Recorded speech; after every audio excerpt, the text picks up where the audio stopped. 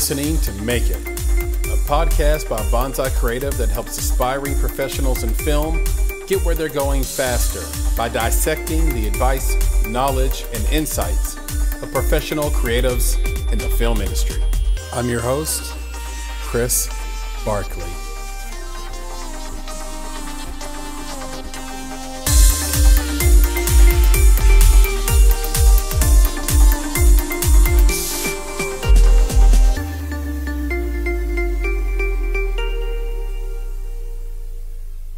Hi there, my name is Tom Stajmiger. I am the co-owner of a film production company in Palm Springs, California named Pollen Entertainment. I'm probably best known for the fact that I can't keep focus in career. So if you were born and raised in Milwaukee, Wisconsin, you know me as a print model from Kohl's department stores or a voiceover artist for most of the radio stations in town. If you happen to be a tourist of Cape Cod, Massachusetts, you know my men's clothing store from Provincetown, Massachusetts. If you're a Broadway person, I have produced or directed most folks and appeared in 4 Broadway benefit shows. And since moving to California 3 years ago, I have started into the film world. So 3 feature films. One has been picked up for distribution called Nephilim, and just finished the very first feature film called Captive. Last month we filmed it, and it's now in post-production. So hopefully you'll know me soon. Best for that. Tom Stajmiger, welcome to the Make It podcast. Thank you so much for having me. What an honor. Oh, the honor is all mine. And I want to start with just giving a little bit of additional background on you. I thought the way you put it was very eloquent and informal. I might formalize it a little bit here. You are the co-founder of Pollen Entertainment, a film and theater company out of California. And the official bio, now you could tell me if the internet is wrong and we need to update some of this stuff, but I'll read from it here. Tom Stajmiger is a strategic thinker with over 30 years of business analysis and management experience, having directed large-scale multi-million-dollar corporate programs with rollouts worldwide. He has also previously owned and operated 2 successful small businesses, Stepping Out Productions, a Milwaukee and Chicago area professional theater company, and Urban Man Made, a New York City and Provincetown men's clothing and accessory store. As an actor and director, Tom has worked with theaters around the country, including 4 appearances on Broadway stages, and directed Pollen Entertainment's last short film, Bunker. So there you go. That would be me. I sound so impressive for having not really done much. I think you've done quite a bit, and I think the bio sort of speaks to it. And so I want to start there with this somewhat new move to Pollen Path. You guys are wasting no time at all. You have a co-founder named Cody Frank. What was it about your initial interaction with Cody that made you want to go into business with him? It was totally by chance. And he sort of manipulated something in the background, not knowing me and me not knowing him. I came from a long theater background, and I moved to California a couple years ago. And tried to reach out to the theater community here. There's really only one sort of major equity theater company. And so I went to go interview and audition for them and did some readings for them. And part of the reason they ended up casting me was they wanted to film some of them, trying to sort of expand the breadth of their business a little bit. And so we did the readings. They went well. They picked something to film. And just before the filming started, they called me up and said, "Hey, we want you to come in and screen with someone. We're going to change the lead character opposite you." It was a gay short film, so it was a gay short story, and this was a gay love interest was going to be switched to someone else. And so everybody, I'm 50-something, 58 years old. I just had a birthday. I have to count again. And everyone was sort of my age or older in the readings, as much of Palm Springs is. And so I went into the audition to screen with this new actor and walked in, and there was this very beautiful, straight, 27-year-old blonde hunk. And I'm like, that's a wonderful choice. If you think for any reason that works for me, we don't even need to screen. I'm good. And so we ended up doing the film together.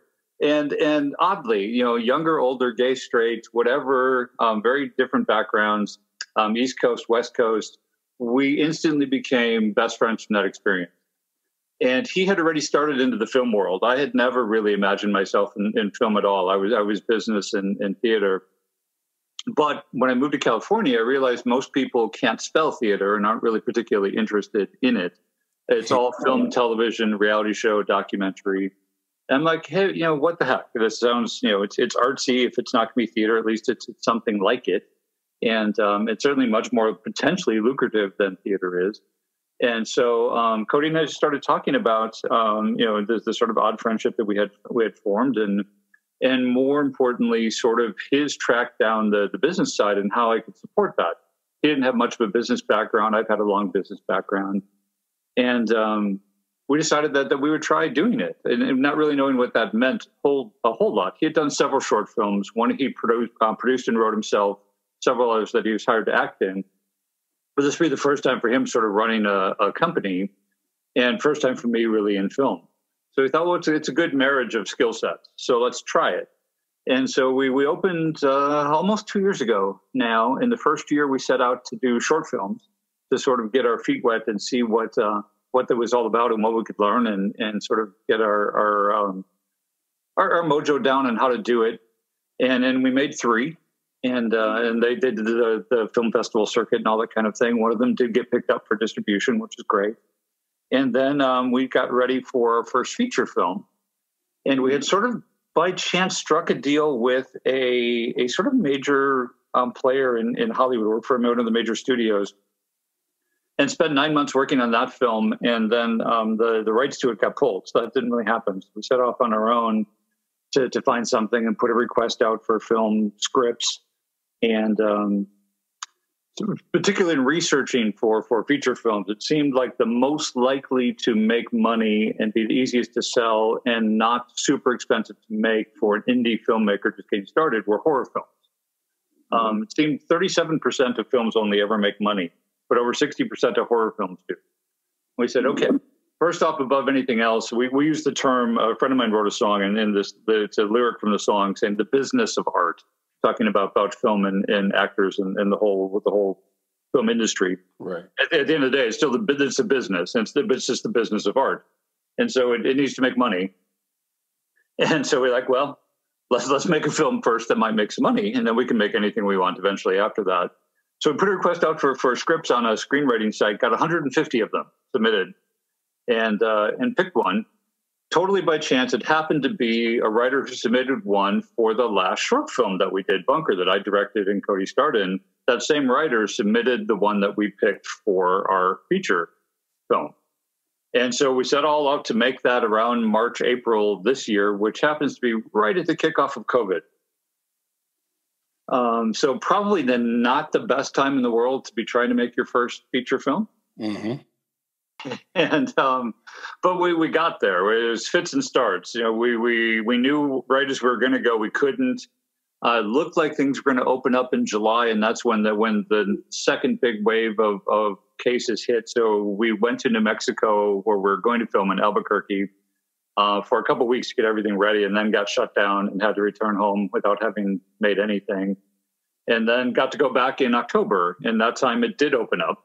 And with all the film industry COVID protocols in place, we've thankfully finished filming it when no one got sick, and it is now in post-production. So I want to jump in here. We are going to talk about Captive. We have to talk about Captive. We're going to talk about it a lot. But I want to go back a little bit. You obviously sort of had that moment with Cody on set that got you into Pollen Path. But what was the moment that jumps out to you in your mind that you knew you wanted to pursue a creative life in theater and film? In my grade school and middle school, you had to be in choir or orchestra. And in my school system, and I didn't play any musical instruments, so that meant choir. And then by the time you got to high school, the choir had to be in the musical for part of your grade. And they brought in somebody into my school to direct and choreograph the musicals who had a dance studio. Right at that time, Peter Martins became the ballet star for New York City Ballet. He was the very first tall male ballet star. I had no dance skills whatsoever, but I was tall. And so I was recruited to be Milwaukee Ballet's future ballet star because I was tall. That didn't go particularly well because I still wasn't talented. But I hurt a knee, and that wiped me out of that and got me into theater and musical theater. So I was in my college the only computer programming major dance minor. How tall are you, Tom? 6'2". Okay, got it. All right, go ahead. I'm sorry. I had to interject there. And so I was coordinated. I played sports. I played basketball. I played volleyball. I played tennis through high school and some of it through college. And so I could do a fair amount, but I didn't start early enough to really be a great ballet person. But that translated well to musical theater, actually. That dance I could do, and I could sing well enough and I could act well enough to get onto the stage for that. And really, really, really liked it. Coming out of college, I actually met somebody who became my wife and my son's mother eventually, who was also a theater major. And we met in an audition and sort of hit it off. And so theater became part of my life pretty much year round after that. I would have day jobs to pay bills, but right out of college, I started in theater year round and did it for, probably 20 years. Until that marriage ended and I needed to make some money and jump back into the business world more full time. And I started a project now 15 years ago that was going to be 6 to 12 months, and it's now in year 15. And it's been good. It's allowed me to do and live wherever I want, and sort of do side projects whenever I want, and still have something to fall back on as a safety net. So that's been fantastic.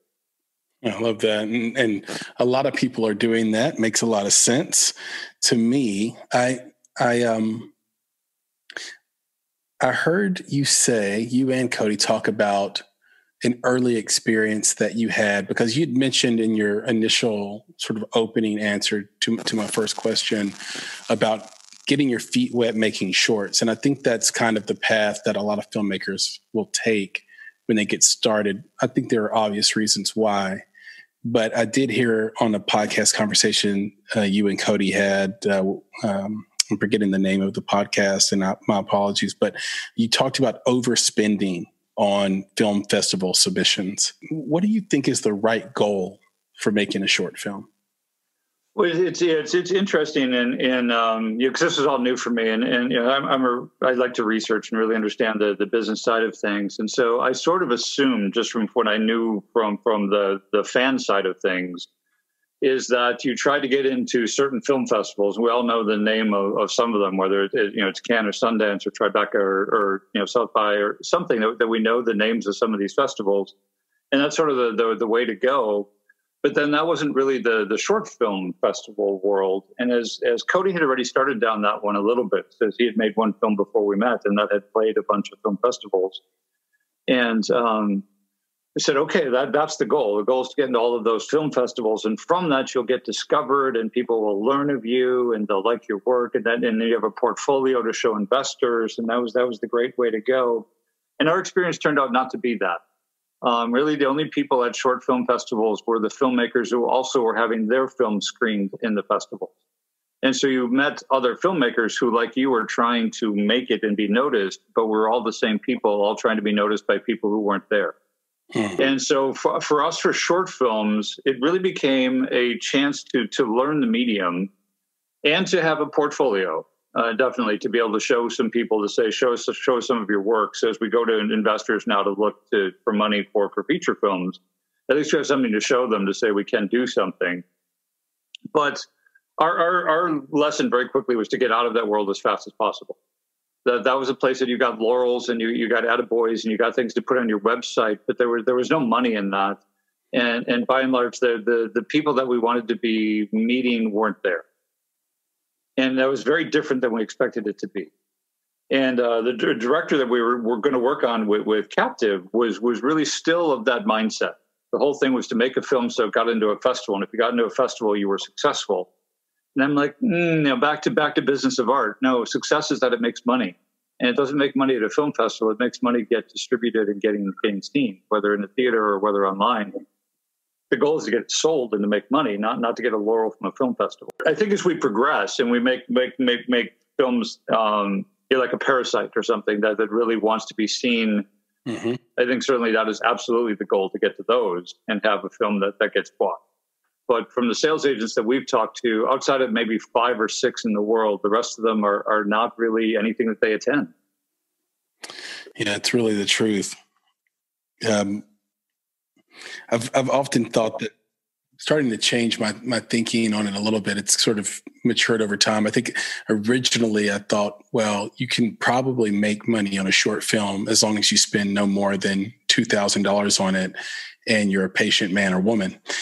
and now I'm starting to think, well, maybe a short should be a loss leader, where you're making shorts that could be feature films, very similar to Nephilim that you mentioned earlier. You talked about having to also sort of go out and find screenplays, find scripts. I know you've worked with Travis Sapala a couple of times. He wrote Bunker, he wrote Captive. How do you assess whether or not a screenplay is good? It's a little bit of a learning process for me, just from the budget's sake. So luckily for me in theater, my theater company was really one that either wanted to do a show that had never been done before, or one that had sort of flopped and wanted a second chance. And so for me, even in that world, it was all about really reading a property and seeing if I thought it had viability on stage. And so from a screenwriting analysis, or at least from a script analysis space, I felt that was something I at least had a lot of experience in. And Cody and I have a very similar mindset in that when we read something, 99% of the time, we're going to either react to it that we like it in the same scripts and not in others. Every once in a while, there might be something that we don't see the same, but by and large, we do.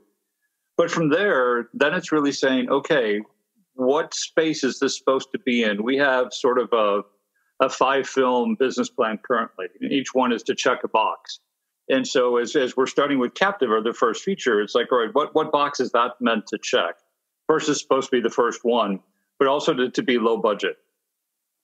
And to say that we wanted to not spend a ton of money, so we're not super, super at risk right off the bat. That it would be a little bit challenging to raise money for a first feature when we don't have experience in the industry, for one. So we're only going to raise so much money. But then also we want to be very protective of any investor dollars that we get. So we only want to spend so much money on the backside to be able to sell it for a profit and return the investment. And so the script, first off, has to reach us as something that we're interested in producing. And whether that means that we react well to the story for some particular reason, or there's good parts for us, or it's something that one of us might want to direct. What is our particular interest could be varied.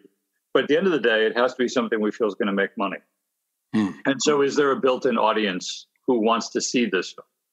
Is there some twist that makes it different than every other film that's already out there? And by and large, most everything has been done. And so you're recreating a wheel, but in some different way.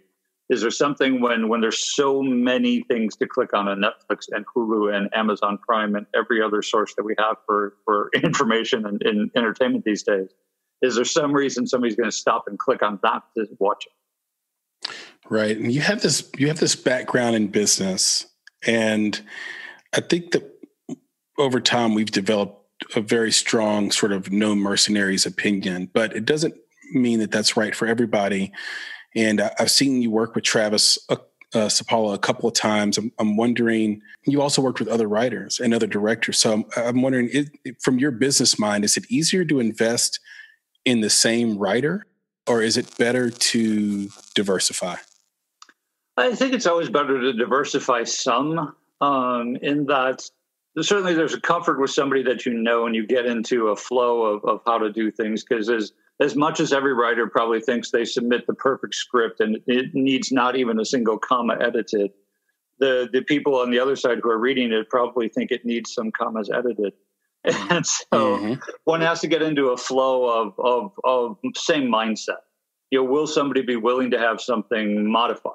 Or are they very protective of their work? And so it's a partnership. We took a class, Cody and I, last year through a woman in film organization, and the main phrase that came from that, from the panelists, were find your tribe.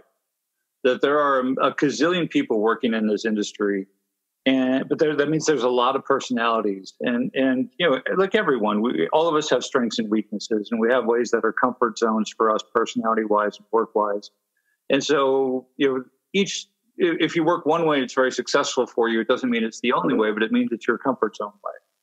And so, especially as you're new, it's just a little easier to work in your comfort zone, at least for myself and for Cody. And so, it's about finding your tribe who works that way. So one respect of working with Travis more than once is that we did have a similar mindset in a very easy working relationship. But when we got into Captive, the first director who was going to be on the film had never directed anything that he had not written before. And so he wanted to change everything. And Travis wasn't open to that. And contractually, we couldn't do that. And so that got into some conflict as far as that goes. But that means that also you can't rely on one person only. They're going to write only so many things, and only so many of those things are you going to have the emotional reaction to that you want to produce. And at least for us, horror is where we're starting, but it doesn't necessarily mean where we want to end. And so if we got horror writers only, that would limit us to one particular kind of thing. And so we definitely want to have a variety of people. Of the 150 scripts we got the first go round, and some people submitted multiple scripts, we probably had 100 different writers. And I'd say there are probably 20 scripts that we really, really liked. Most of them were too expensive to produce as the first box. It didn't mean that they weren't worthy of being produced. It just meant for what we were trying for this first go round, it wasn't it. Right. And I really like this thought of like find your tribe. So I hear what you're saying about diversity and diversification, because there is a moment where you kind of need to do that so that you can level up and grow. But then this thing about tribe as well is so important, and you kind of have to have outside of film experiences with the people that are in your closest circle, that sort of inner circle of trust, the 4 or 5 people that are actually going to make the film happen. We had a producer tell us a story about a guy who was great. Everything was going well. Pre-production was great. And then when he got on set, his personality completely changed, and it really hurt the film.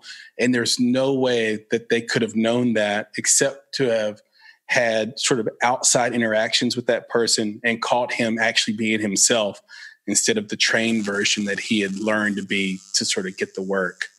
Yeah, we had a similar experience as well. And it sort of led us to say, now, in the business world, I know you really try to vet your resources. And at the height of the project that I've been doing these 15 years, I had 42 different people working for me from across the country, some of whom I've never seen in my life. I did their annual appraisal for multiple years, and 5 of them, I couldn't tell you what they look like. We were all virtual, and I don't know them, but I really, really vetted all of them. They had it's a business management teaching project. So I had all of them teach back to me, and so I interviewed them as people on the phone. I interviewed them in person as people, but then I really wanted to see them do their thing in the business model that they were going to be doing for me, to try to vet multiple ways. And as we got started in film, I think we took the tack of, well, we don't know anything. This is new for us. So if anybody's been in the business before already, they are so much better than we are. Therefore, we should hire them. No interview beyond that really much. No vetting of references. No really looking at their reel of work. And that led to some mistakes. We learned very quickly that we know a little bit more than we think we do. And we definitely, we work a certain way. And so we really need to vet them for that. We really need to check resources. So if we're meeting somebody and they have sort of their interview personality, but if you go to actually check their resources and references and people who have worked with them, and you find out that's not really who they are, that can set up some red flags very quickly. Been better at that in normal business world. I didn't do so well in that as we got started into film. So probably biggest lesson learned from first feature is we really got to run it, even more so as a business than we did. Yeah, it's a great piece of advice. And I want to talk a little bit about Captive now, because you guys did run a Kickstarter campaign to raise money for that project. And I think a lot of filmmakers have the same idea in mind. And there are a few different places you can do it. I think Seed and Spark would be run by Emily Best. I think that'd be another place you potentially could go. I'm curious, how was that fundraising method for you? what would you say are the advantages and maybe potential pitfalls of doing a Kickstarter campaign to generate sort of financing funds for your film? If you ask Cody and I, actually, I know for sure if you ask Cody and I at this point, our number one advice is if you have any choice in the world, don't ever do it. It's miserable experience. Well, so we hired a coach who ran a successful campaign for someone I know on creating a CD, and who had also done some film projects in the past as well. So we had a coach. Without the coach, I think we would have done some things better, but a lot of things not nearly as well. Now, we happened to kick off in March, which was right at the start of COVID hitting. So again, we could not have picked a worse time to try to go after money, and asking really who you're asking are your friends and family. We got very little money, I will say, from anyone we didn't already know. No matter what links or requests to put out, there wasn't much that came in from people that we didn't know. And so you're really sort of attacking people that you like and you hope still like you afterwards to give you money. And if you know that they have some and they don't give it to you, it can lead to some bad feelings with people that you formerly were good friends with. And in the interim, you have every day for a month, flooded your social media with nothing but requests for somebody giving you money. And so you've annoyed everyone that you've ever met besides. And in the midst of COVID, in addition to that, it was a struggle. Now, we did just hit our goal, but it's expensive. You have to come up with perks. You have to, really, really, really go after social media hard. If that's not your thing, you're going to need to hire somebody to do it. You're going to have to do it, multiple times a day on multiple platforms for 30 days straight, plus probably 10, 15 days going into it. You can't just sort of show up one day with a film and say, hi, give me money. You need to reach out to all the communities that the film might be applicable to beforehand for at least a month or two, so that they sort of get to know who you are. So by the time you come asking for money, they at least know your name. Mm-hmm. And so it's a multiple month project. I'll say at the end of the day, well, we met our fundraising goal, which was $30,000. We spent a good amount of money also just running the campaign itself, plus took a whole month of time away from not making our film. And we probably could have gotten equal amounts of money just by going after different resources of funding without doing that at all, and saved ourselves a lot of time and saved our friends and family a lot of angst. Very good. Very good. And I appreciate the honesty on that and just the directness of that response. That's great. And I think a lot of people will derive a ton of value from that answer. You talked about switching directors for Captive. Did Alejandro Montoya Marin end up being the director? No, he started out as the director. And he told us early on, and we knew from his work early on that he was mostly in a comedy space, really, really good director, but has only written and directed his things. And mostly, even if it has some gravitas to it, mostly very much a comedy space and very much a retro space. He loves 80s, 90s kinds of things. And he had talked about, maybe wanting to do that, making a Lost Boys spoof comedy retro piece. And we're like, no, this is, serious horror and contemporary. And I think we sort of always never really found our groove in finding that space in between those two. They said he wanted to continue to change the writing and more into his comfort zone space. And the writer had written it for a different purpose, and we selected it for a different purpose. And so shortly before we started filming, we decided to part ways for creative differences on that space.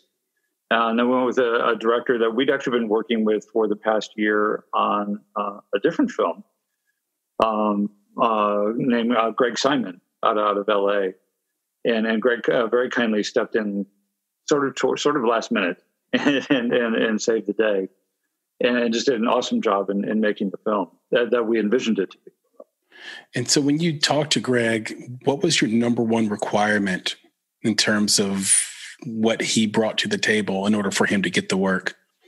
So we had been talking to him already about doing a horror film for us next year for much of the last year. So we had been developing the script with he and a different writer. And so we were already comfortable in the way that we worked, in the way that we thought about script development and character development and project management. And so we had known him, but he had already done probably about 100 episodes of TV shows, Swamp Thing, and other things that were in the horror space already, Hemlock Grove. And so we were able to see his work and know what he could bring, and it was amazing. Our concern with Greg is that he was sort of beyond our budget reach.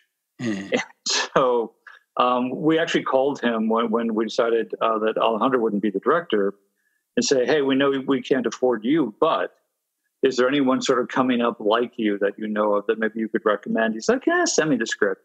And it's sort of in the midst of COVID where no one was working. He's like, I'll do it. We're like, fantastic. Yeah, obviously we know you. You're fantastic. You're going to elevate this project well beyond anything that we could do on our own. And we're like, if you're willing to do that, you're hired. I love that. So we had a day of phone calls with he and concepts and sent him the script and talked about what we envisioned for it and what he saw in it, and then maybe where we could take it from what was on the page then to what we might film. We're 100% on board together, and so on he came. You've produced at this point a drama, a horror, and a comedy. So I know you talked about checking the boxes, but I'm curious, which do you prefer? Which genre do you prefer to work in? What's your favorite? For me, it's probably psychological thriller. I like to think through a film, and I sort of like to not know necessarily what's coming. And so, there'll be twists and turns. If you don't quite know exactly what they are, that's my favorite space. So I honestly like them all. I like to be entertained. Same thing if I go back to the theater world. There's times I'm in the mood to see a drama, and times I'm in the mood to see a comedy, and times I'm for a musical. And so film would be the same for me. Right now, I think, the world, at least for me, has been in a bit of angst this past year, if not the past couple of years. And I'm sort of looking for a little bit lighter entertainment. But I also want to think my way through. I just finished watching Queen's Gambit the last week or so. Sort of chess and definitely a lot of psychological stuff going on in that, and personal growth. I really like to, if I pick a project to direct, I really want there to be something where I'm going to learn something either about me or about the world, but so will others. Yeah, I love the Queen's Gambit. I think it's a masterclass by Scott Frank and his writing and vision. What a wonderful piece of content, and very different. On paper, yes, you would not guess that to be a winner with that cast and that subject matter, but you got a writer like that and a team at Netflix to put together, and you have an instant classic, as they say. Me and you have this thing in common where Poltergeist was one of our favorite films in horror of all time. I understand it's your favorite horror film. I think Cody's is The Conjuring, but we'll get to that maybe a little later. For you, what did Poltergeist get right that a lot of horror films just don't? I think in general, for me, it has to start with something where the scariest part of it is maybe something that we don't fully know, that we don't see. So we have sort of creepy happenings, but we don't necessarily see the killer per se. In this case, obviously, we've got some children in it, we've got some adults in it, we've got some spooky things in it. We're not quite entirely sure what's happening until we have a whole exorcism, and again, parapsychologists, we definitely get into all kinds of psychological things as well in that. My son was growing up, and we saw the Saw series, which is something you should probably never take a child to, but sort of the opposite of that, where it's just blood and guts and horror.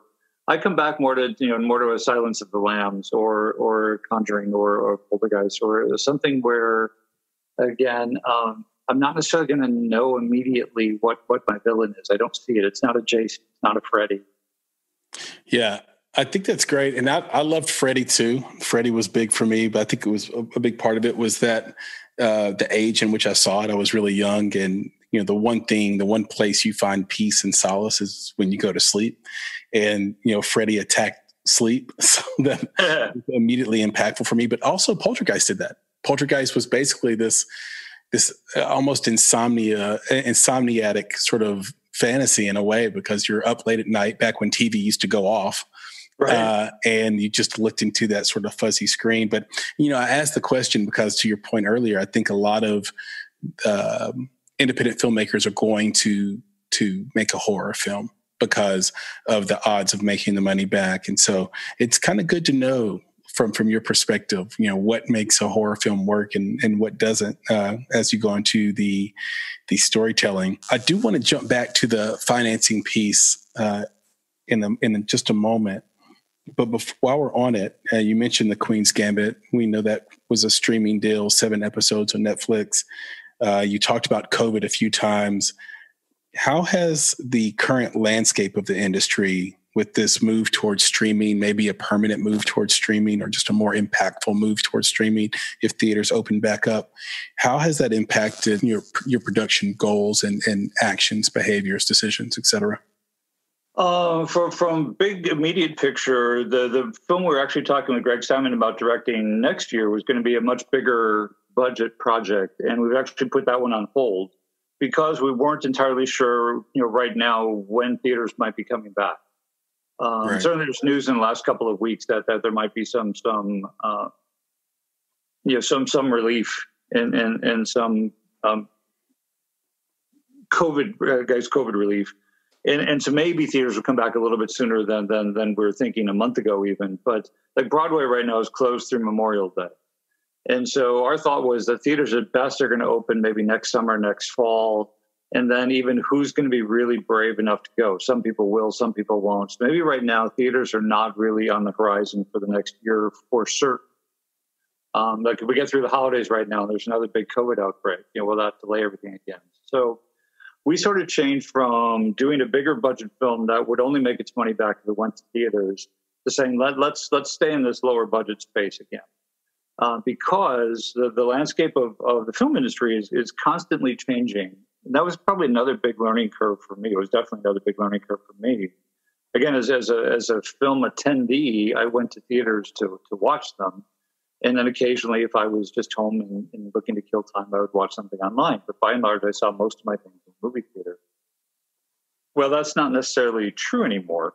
I think last year's films were something like 48% went straight online, 40-some% went to theaters, and some went straight to bins at Walmart. But it was probably more went to online than went to theaters. And most of what went to theaters were big blockbuster things and big name things and studio things, much more so than the indie films. The indie film space had sort of been online. And while even a couple of years ago, Netflix and other things were buying a lot of that, now they're making a lot of that instead. So there was a little bit of time where that didn't really look like that was the viable space anymore. But then more and more online sites came up, like for horror films, there's Shudder, and there's other places where things can show. And so the whole landscape was constantly being reinvented. And things like Scorsese's Irishman that came out, I think last year maybe, went to theaters for like a week, right? And then it was online. Right. And I remember then there's an article of sort of all the major studio heads thinking, what they were thinking is that maybe from now on, everything will just show up everywhere at once. And people will just go to whatever medium they prefer. So instead of going to a long theatrical release and then going to stream, it may show up everywhere at once. And you just pick what you want and how you want to see it. And so while this industry has been alive forever, it's still the Wild West. There's not a playbook that you can get that's current that says, here's how you would have the most likely way to succeed. Yeah, I want to dive into that a little bit too with you. It is literally reinvent the decision, each and every day, week, month. And that's so right. While we wrote a business plan for 5 years as one's supposed to do, and we've rewritten it, every couple of months since then, as COVID hit and as things hit. But now that being said, somebody told us recently, again, from our friend from one of the studios in LA, said for the next 18 months, anything that's made is likely, if it's good, going to sell for more than it would have, 8 months ago. because most people have watched what they want to watch at home now, and nothing has been made. And so the services are looking for new content. And when theaters do open, they're looking for new content, and there isn't any new content.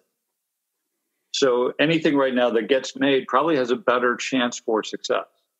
Yeah, and I'd also say if you were right on the cusp of being sold, but sort of were wedged out by bigger productions, you have a chance to call your distributor and have them, make that phone call to Hulu or Amazon or Apple or Netflix again and say, hey, will you buy this film now that you've run out of good things to show? Right. So that's also changed the landscape. Right. So it said, all right, so if we thought it was going to be viably likely sell for X number of dollars, and the likely medium for that would be such and such, that's all changing by the week right now again.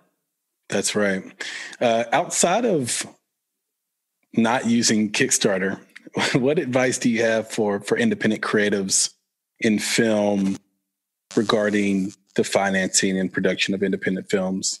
So lesson number 912 on this particular session that we learned the hard way was that we thought by doing something low budget, and low budget for SAG anyway right now is anything under $300,000. Mm-hmm. So anything under that, we thought, well, if we do something for that, that's being safe and that's being smart. And then we went to get started once we'd picked the script and we'd hired the people and we were ready to get going and we're looking for final financing. If you do a union project, you have to use a union payroll service to pay everybody. And so a couple of the major ones wouldn't touch us if the film budget was under $1 million. There wasn't enough money for them to take on our project. Well, there were only a couple companies to choose from, and 2/3 of those wouldn't talk to us because of the size of our budget. Like, oh, that wasn't anything that we thought. And then the same thing, part of budget, part of financing, films is the tax incentive monies within whatever state you're going to film. And so what you hope to get is something, and we filmed in Albuquerque, New Mexico. It's 25% there of any dollars you spend on New Mexico resources you get back. Mm-hmm. And so you count on some of that as your budget money, and you look then for people to sort of pre-fund you on that. Again, under $1 million, nobody would do that. The loan was so small, and we thought the loan being so small meant it was so safe, everyone would fund us. It turned out the other way. The loan was so small, there wasn't enough money for them to make. They wouldn't fund us. And so oddly now, again, we're sort of changing. We're saying we are going to do a low-budget film again next year, but we had abandoned that and said we wouldn't make anything under $1 million now. Because as soon as you do that, you cut off a lot of funding resources. That's right. And we've had a lot of conversations and consultation with producers and directors, filmmakers about that very concept, which is, the first thing that an indie filmmaker or producer will pitch to you is, well, the budget's really low, so we'll make our money back sooner. And that's one of the, I don't think it's an intentional lie, but it's one of the things, if you're investing, if you're looking at film from that lens, that is not a viable path to profitability. Right. And you should correct those filmmakers, or if you think they're lying intentionally, obviously run the other direction. But the fact of the matter is we see a film that's getting made for $500,000. We say, why not make that for 2.5? Right. Because there's a lot of talented filmmakers that can make a film for $250,000 and make it look like it was made for 1.5. Okay, so then what if you made it for $750 or for 1.5 or 2, and then make it look like it was made for 10? Right. And then you can you could actually walk into a bank and based on your cast attachments, actually get a loan. So that's it. Yeah. That's the big deal. And then the other part, obviously, is all the resources. Coming from theater, I'll say the biggest difference I find from theater to film, they're both collaborative art forms for sure. But as a director in theater, I felt I have a lot more say in what the audience is going to experience than I do in film. The technicians are really, obviously very, very, very heavily involved, but so is an editor. And so are a lot of various people. So what we see in the theater, when I'm looking at the stage, is the same thing the audience is going to see. when I'm in a room filming something, that is not what the audience is going to see. They're going to see what the camera sees, which is a microcosm of what I can take in visually myself. And so you're watching the monitor, and not even that, but even with that, between the multiple cuts and the multiple takes and the multiple angles and the multiple shots, it could turn out to be a whole bunch of different things that the actor doesn't have full control over, that the director doesn't have full control over. And so you're in a very collaborative art form. But that means that they're also sort of like theater. There's community theater level, and there's small professional theater, and then there's Broadway and everything in between. And in low budget, you're going to get, at least so far our experience is, you're going to get the technical resources that are sort of the theater equivalent of community theater. And so they're not going to be particularly skilled. And if in our case, we're somewhat new to the industry as well, we don't have the skills to help them have the skills. Mm. And so by going up in budget, you're also going up dramatically in skill set of the people that are necessary to help you make the product quality that you were just talking about. It's not going to happen by chance. And there's too many hands in it to not have everybody be really good. And so by going up in budget, one, you're probably going to get bigger name actors. You're going to have better salability. You're going to have an easier time getting financing, but you're also on the back end, from the technical crew side, going to have a dramatically different experience and better experience. Yeah, you nailed it. You mentioned that theater background. We haven't talked a lot about it today, but it is just a wonderful experience learning how to collaborate and theater acting and that whole experience. And it's a whole lot of fun. Film is collaborative, but theater's collaborative in my experience, like in a whole different way with a whole different type of richness, not better or worse, just different. So I'm curious, with you being 2 feet in with Pollen Path Entertainment, is theater in the rear view now? I think so for the most part. And mostly for me, it's because of money. Even if you're doing theater in New York, unless you're a big name, you're just not making much money compared to the cost of living. And so while I love it, and it was great fun, and it will probably always be a part of me, and I would love to come back to it someday. Right now, it just isn't something that I could ever leave a day job for. Yeah. And so, film, it's funny, if I did a community theater film and I said $25,000 budget, that would be really great. And we're talking about, with film, we shouldn't do anything for under $1 million. And I'm like, well, $25,000, I can pay for myself in some good years. $1 million, not so much. So, these numbers are a little scary to think about from a production side, and saying, okay, we're going to spend how much? And we're gonna make that back. That's okay. Right. And I know you've mentioned your favorite horror film up to this point. You've mentioned your favorite genre of film up to this point. I think your favorite singer is Callum Scott. There's an obscure reference for most people, probably. But I'm curious, which creatives do you most admire and want to emulate, and what do they do from a technical or skill standpoint that makes their work stand apart? I guess, for me, I come at it from mostly from seeing people on stage or on screen. And so I first admired actors as the people I probably most admired. I mean, if I go back to from Kidland on, I thought Lucille Ball was probably the greatest comedian I've ever seen. She's great. on a TV series. But then I learned from working with people in that space. Once I got into a theater space where I was working with Broadway people, I really wanted people who were smart about the business as well. And I think this falls back to my default, but they really know what makes something successful or not, and they'll fight for it. I think you'll get two sorts of people in the actor world: those that will do anything the director says because that's what they're hired to do, and those are going to fight for their integrity of how they feel something should happen, and they'll give in if at a certain point, but they'll sort of at least speak up. And so I sort of admire that now the most from Theaterland. For me, probably the two people I think of the most are Patti LuPone and Faith Prince. That I've Faith especially, I've had a chance to work with several times, and both Tony Award winners, one for Evita, one for Guys and Dolls.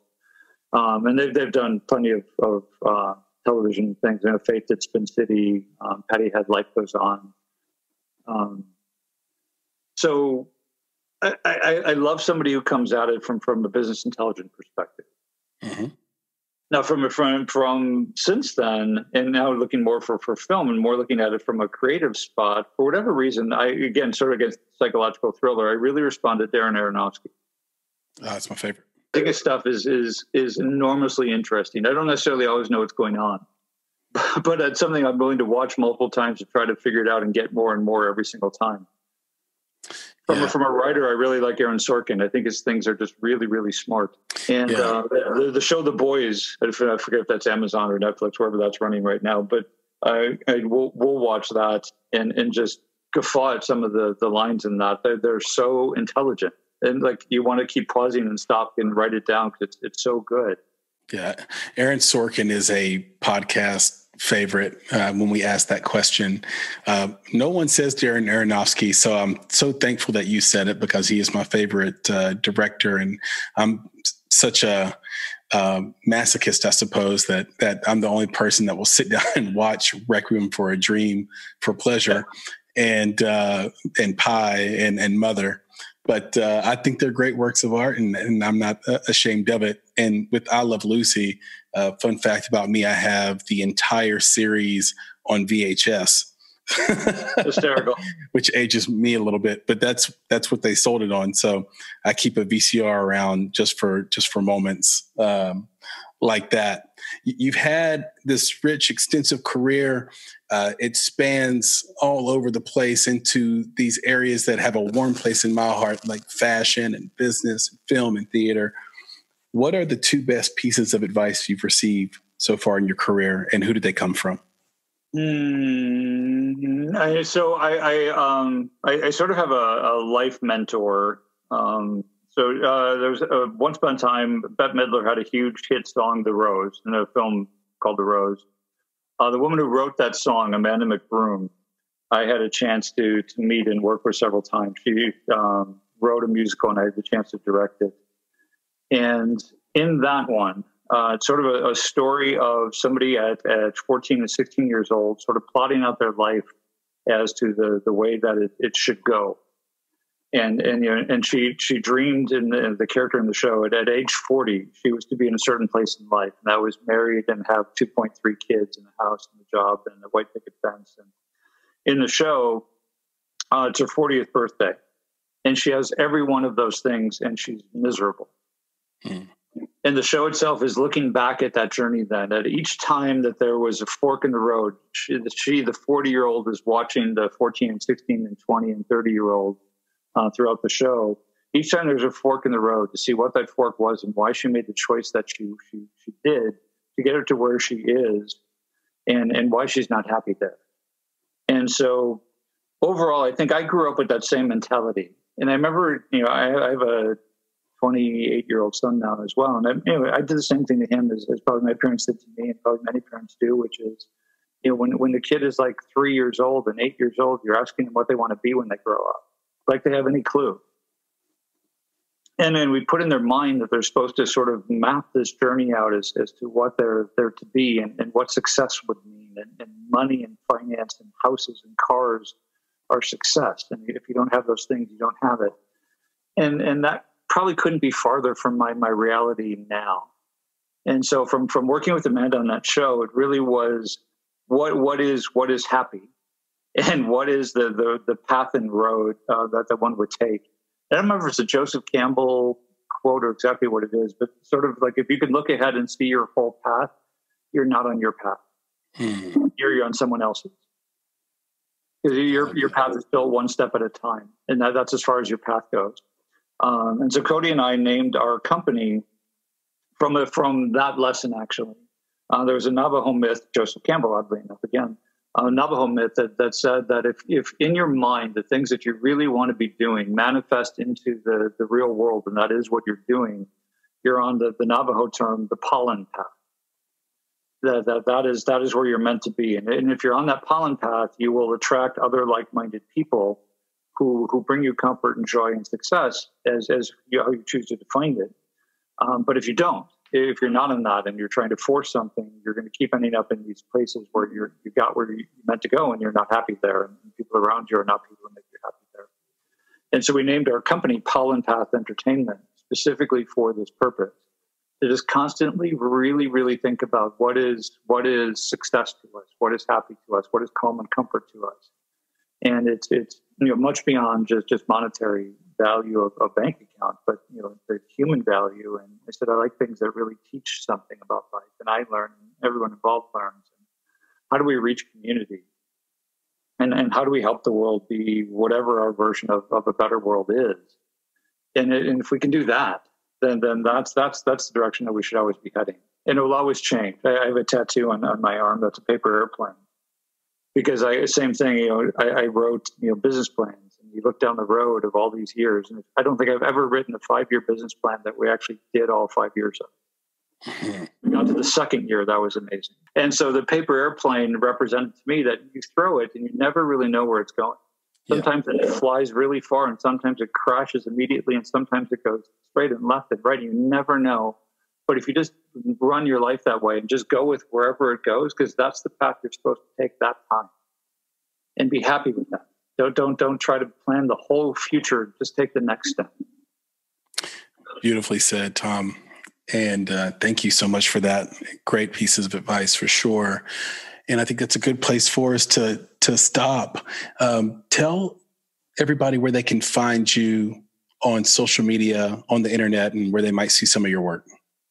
So most of it will be found on Pollen Entertainment, and Pollen, sort of like the bee, and things that make everybody sneeze. So Pollen, Pollen, Path, PATH, entertainment.com. So there'll be a Pollen Path Facebook page, an Instagram page, and a website. They'll find links to all of the short films that we did there. And they're all actually just about finishing their festival run. So pretty soon we'll make the films all available for public as well. The first one, Nephilim, which is meant to be a feature film someday, is on one site right now, occultorama.com. You can see the film there.